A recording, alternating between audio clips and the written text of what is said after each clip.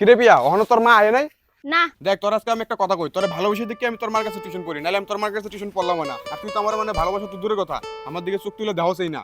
একদিন দেখিস তোর মা নিজের হাতে আমার সাথে তোর বিয়ে দিব, কথাটা তুই মিলাই রাখিস। আমি কি কইছি তোরে টিউশনি পড়ার লিগা? তুই পড়লে পড়, না পড়লে নাই। তোর সাথে যে আমি বই রইছি তোর এইটাই অনেক ভাগ্যি। হয়েছে অত ভাগ্যের কথা কইস না। কোনোদিন যদি তোর মা আমার সাথে তোর বিয়েটা দিছে না, দেখিস এমন খাটানি খাটামু না, কুত্তার থেকে বেঁচে খাটাম তোরে, সব বদলা নিমু। কিরে কি কি লিখতে দিছিলাম লেখছস তোরা?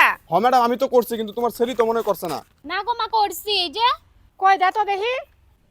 এই অঙ্কটা ভুল হইছে তো, রবারটা দে তো। মা রবারটা তো খুঁজে পাই না।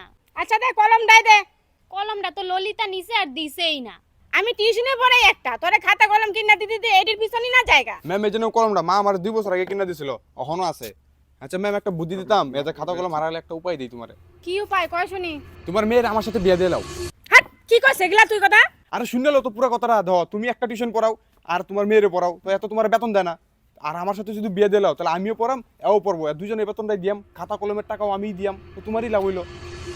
ঠিক আছে নিয়ে যা আমার মেয়েরে, আর শুন 1 তারিখে বেতনটা দিয়ে দিস। ঠিক আছে বেতন দিয়ে দিয়াম নে। ও মা ক্ষমা করে দাও, আর কোনোদিন খাতা কলম হারাইতাম না। তো বন্ধুরা আমরা ভিডিও দেখে কি শিখলাম? ধৈর্য সহকারে টিউশন পড়াতে থাকো, আস্তে আস্তে ছাত্র সংখ্যা বাড়তেই থাকবে।